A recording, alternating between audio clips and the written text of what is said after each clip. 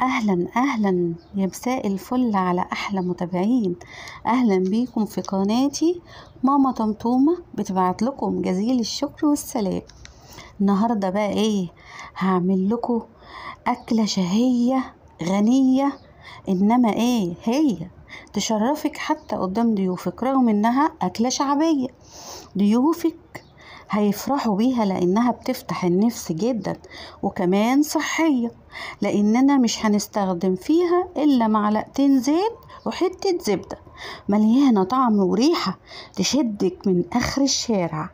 لو اول مرة تشوفيني يلا اشتركي دوسي لايك يا اختي، لايك الاول يا اختي يا حبيبتي.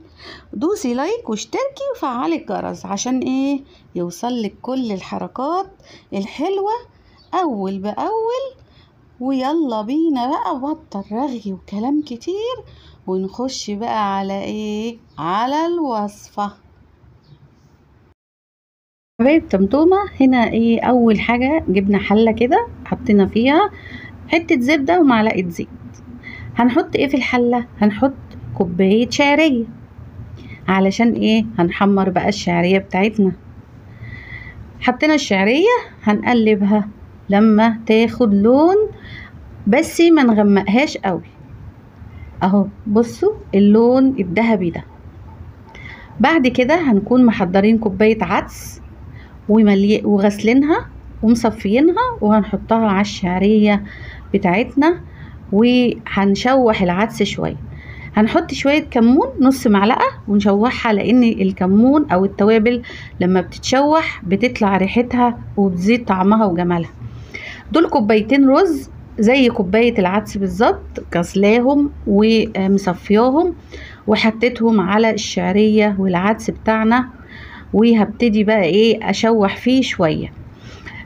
التشويح ده فايدته جامدة جدا، ان هو بيخلي ايه؟ الكشري مفلفل، وده اللي هتشوفوه في اخر الفيديو. حطيت طبعا معلقة ملح كبيرة، وبشوح بقى كله مع بعض.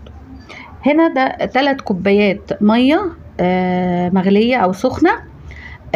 طبعا مقدار العدس والشعرية والرز كوباية عدس وكوباية شعرية بنحط لهم كوباية مية، وكوبايتين الرز بنحط له كوبايتين مية. وهنسيب بقى الرز لما يتشرب ونهدي عليه النار. هنا جبت 4 بيضات على قد افراد الاسرة، والبراد ده انا مخليه لسلق البيض، حطيته يتسلق. وده البطاطس بتاعي على قد بقى البطاطس اللي انت حابه تعمليها. بوريلكم ان انا مقطعاها مزجزجه كده بالقشاره بتاعه البطاطس، شكلها بيبقى جميل جدا.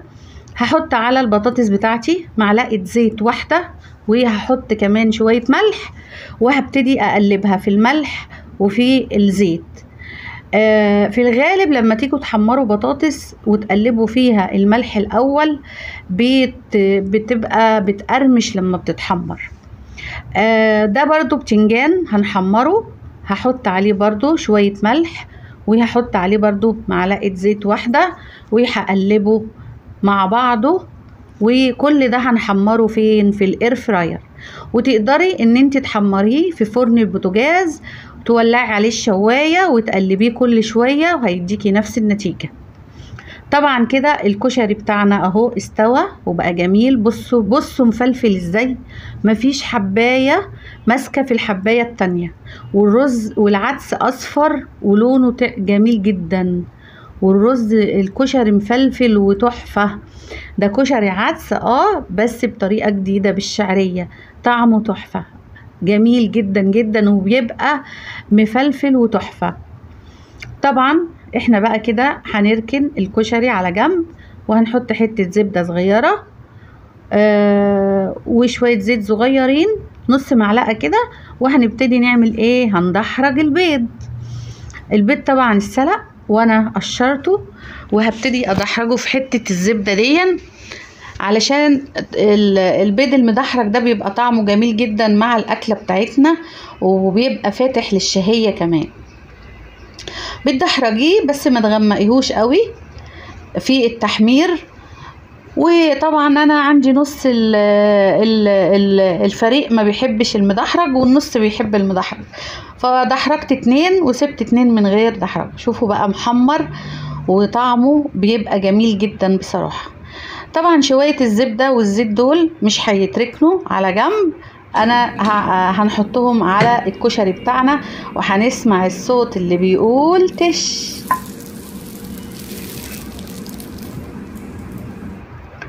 هنقلب بقى الكشري بتاعنا. بصوا يا جماعة الكشري مفلفل ازاي وجميل ومفيش، والعدس باين كده مش دايب، لا باين كده في الكشري عشان احنا حمصناه. طبعا تحفة والطعم حاجة تانية خالص.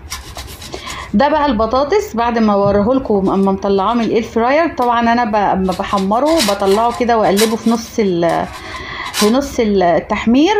هو كده بصوا اتحمر بقى جميل جدا ولونه ومقرمش وطري من جوه ومقرمش من بره، ولونه عامل ازاي خطير بجد، جميل جميل احلى من اللي بتحمر في الزيت. بصوا عامل ازاي تحفة، بطاطس تجنن، والشكل بتاعها الزجزاج ده هيخلي الاطفال يحبوها وعايزين ياكلوها.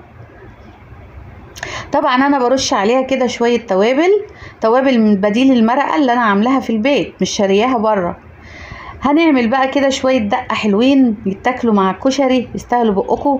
دول شوية توم على شطة على ملح، وهدقه في الهون اهو بعد ما اتدق. وهجيب برطمان حلو كده اروح حاطه فيه الدقة بتاعتي دي اهي.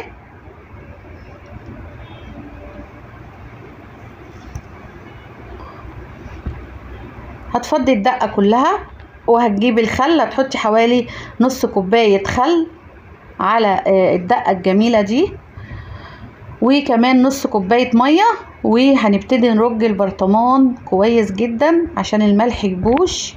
وطبعا بقت شوية دقة، لو في بقى ليمون اعصري كمان عليها ليمونة، بقى شوية دقة نار، وحط عليها شوية شطة كمان فتبقى نار وتحفة. وادي البتنجان بوريهولكوا بعد ما اتحمر في الاير فراير، برضو حاجة جميلة جدا جدا، وكل ده معلقة زيت واحدة ما احتاجناش اي زيت تاني. بصوا البتنجان تحفة جميل جدا ومستوي ومحمر ولونه تحفة. هحط عليه بقى كده حبة دقة عندي كده من اللي هي عاملاها زي هريسة الفلفل، علشان كده ايه ريحته تطلع وتجيب اخر الشارع ويفتح النفس. وادي البتنجان كمان بتاعنا جهز وبقى زي الفل. وادي اكلتنا الجميلة البطاطس التحفة المقرمشة والدقة اللي تجيب ريحتها اخر الشارع، وهنحط منها بقى على الكشري كده وندوق ونشوف الطعم وجماله. اكلة شعبية يا جماعة بس معمولة بطريقة جديدة، ان انا حاطه لها العدس والدقة والبطاطس محمراه، ممكن تحمريه في الفرن زي ما قلتلك. وطبعا البتنجان عندي الجميل المحمر من غير زيت، معلقة زيت واحدة، والبيض المدحرج. ويا رب الوصفة تكون عجبتكم. لو عجبكم الفيديو ما تنسونيش في لايك وشير، ومع السلامة.